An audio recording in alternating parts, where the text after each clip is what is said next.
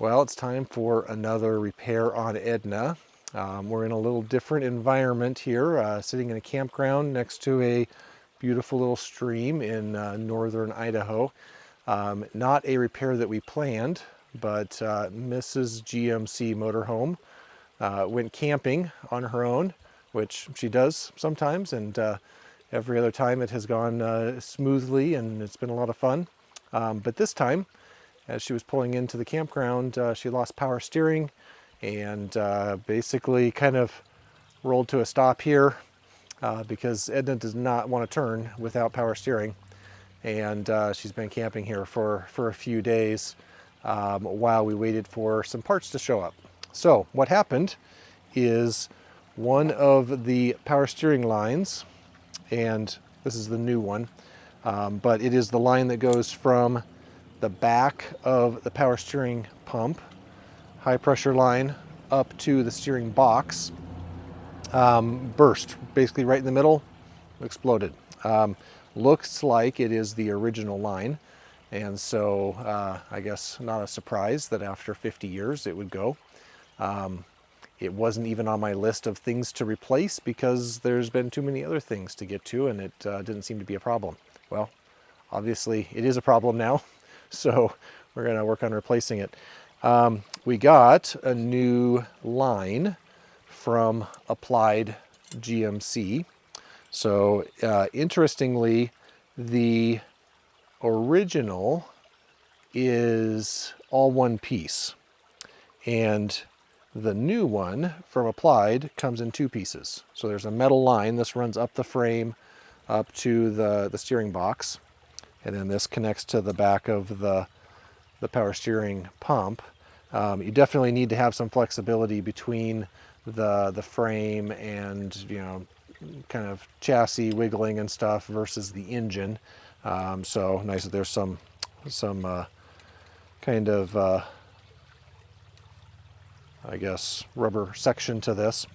But I think actually having it in two pieces is going to make it a little bit easier to install. It actually kind of looks like maybe this is a remanufactured piece, like this maybe is a piece of an original line, and then they put a flared fitting on it here, and you know, then made this kind of custom hydraulic line. So these are the parts. They look like the right ones, and we're going to work on putting the new one on once we get the old one off. It doesn't look like too difficult of a repair. I'm going to kind of jack the front end up a little bit so I have a little bit of room down there. I'm going to wipe things up a little bit so I've got, you know, maybe not too messy, especially with all the grease, zerks, and you know, power steering fluid that's sprayed all over the place. We'll clean things up a little bit. But yeah, we'll bring you along for the experience. All right, so this metal line that runs along the frame has got two brackets. Looks like it is a 1/2-inch socket to get on these. Mrs. GMC Motorhome has been spraying these regularly with some rust remover. The first one came out pretty easily, and oh, feels like this one's coming out very nicely also. As far as I can tell, these are all original, and so most of our experiences with removing original rusted bolts has been that they break off about half the time.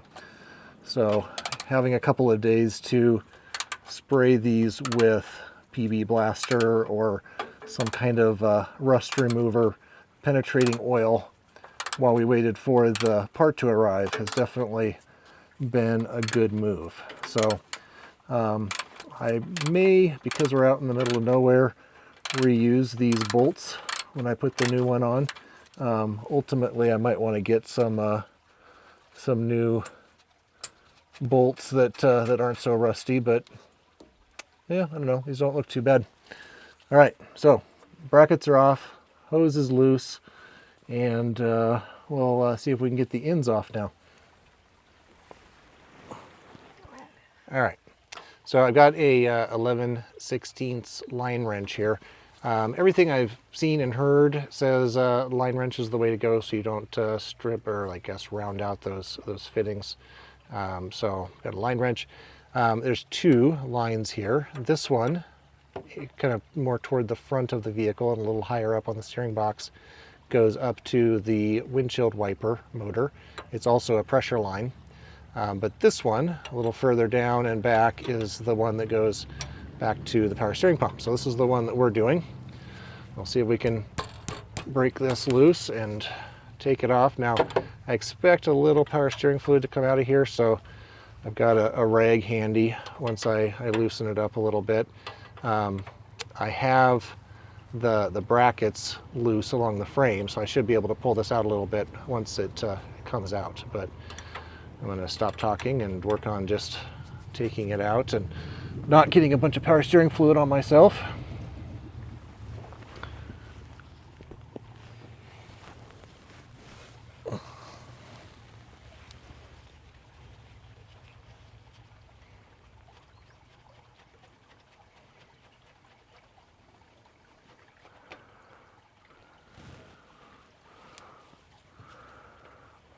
So now we're going to take off the line at the power steering pump side, and it's a different fitting on this end for the original line. It seems to be 5/8, although 5/8 is a little bit loose.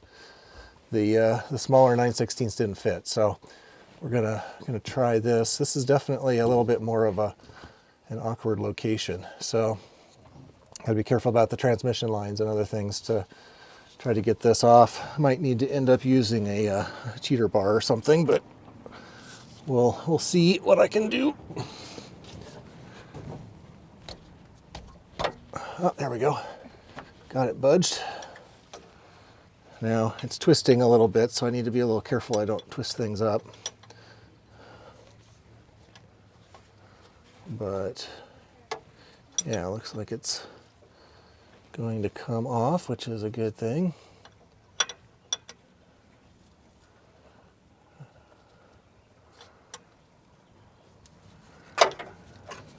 Okay, there we go. And probably we'll get a little more power steering fluid coming out of here, so I'll just try to be a little careful not to make too much of a mess.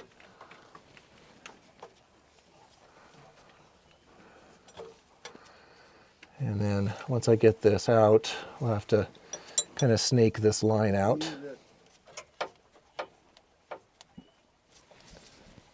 All right, I gotta figure out how to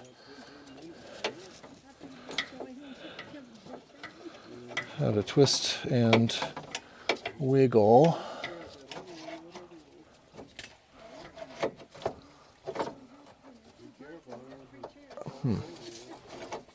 All right, well, that's going to take a little bit of work. So no, not going to use YouTube video on this. Okay, so we got the old line off, and the trickiest part was basically getting this section that goes over the frame and down to the steering box off. There's a bracket above this that goes from kind of the side of the radiator up to the grill, and we just took that off and made it much easier to get this out. So pretty straightforward. Now I'm comparing it to the new line, and pretty close. Things are just a little bit different, but it looks like it should fit in there, line up pretty well. We do, as long as things line up along the frame here, which it looks like it will, then the rubber hose here piece can be bent around as needed. Take a look here real quick. This is the broken out, blown out part of the line. So that's what it takes on a 50-year-old hose to dump all your power steering fluid. So this is now garbage, and we'll work on putting the new one in. All right, so we got the new line installed, and I mentioned taking that bracket from the radiator to the grill off. Very easy to get the new one inserted with that bracket off. I've already put the bracket back on. I was able to use the same brackets to hold this line. The curve on the line was a little short here, so I had to kind of tweak it a little bit to get it to fit, but I definitely don't want anything rubbing on the fuel line here, so I wanted to make sure I had a good bracket there. So now I'm basically just tightening things up. I've got a fitting here now where we go from the metal line to the rubber line, and then I've got that connector at the back of the power steering pump, which is up here. So I'm just going to make sure I get all those fittings nice and tight, and then we'll go through the process of bleeding the power steering. I'll explain that a little bit when we get there. Okay, well, project is done. So I mentioned I would talk about the bleeding procedure a little bit. So we had the front end of the coach jacked up just to get a little bit better access under the front there. And with the tires off the ground, we put some fluid in the reservoir. Doesn't take very much. Be careful not to overfill it like I did. Makes a big mess. Also makes it hard to tell if you've got leaks later. But we turn the wheels basically lock to lock a bunch of times, 10, 12, 15 times probably, just without the engine running or anything, just moving it back and forth. I saw a few little air bubbles and things come out, but not a whole lot. So I don't know if it needs to be done that many times, but I figured it won't hurt to do it a few extra. Then we started the engine and just started it at idle. And it sucked the fluid down really quick, and the pump was whining, and so I thought, oops, okay, turn it off, put some more fluid in, started it up again, sucked more in, and the pump was quieter, but put a little bit more in. Again, be careful not to fill it up too far. It was just a little bit each time to top it off as it was sucking the fluid down. And then it got to the point where it was pump was quiet, the fluid, you kind of see it in there. It was really frothy to begin with, but I think that's just because it was so low, it was cavitating and causing it to froth up. But after filling it up a few times, just at idle, turning it off, restarting, that looked pretty good. So then at idle, I just ran the wheel back and forth, lock to lock, with the power steering running. And so definitely saw a few more air bubbles and things come out, but that definitely looked a lot better. The frothiness went away as I was just letting it idle there, and looked good. So topped off, bled, all of that went well. I also went underneath and checked all of my connections really carefully to make sure that nothing was leaking or dripping or anything like that. I tightened them all down, pretty much as tight as I could, hand tight. And the connection at the steering box looked good. The connection between the metal and the rubber line on the new hose also looked good.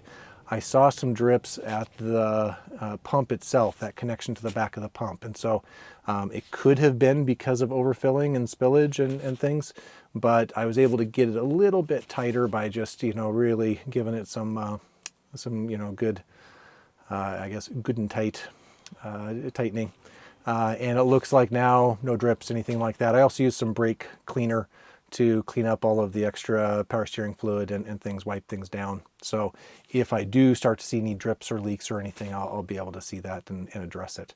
But as far as I can tell, no leaks, fluid's full, system bled, power steering seems to be working good. So I think we got a fix. We can head home.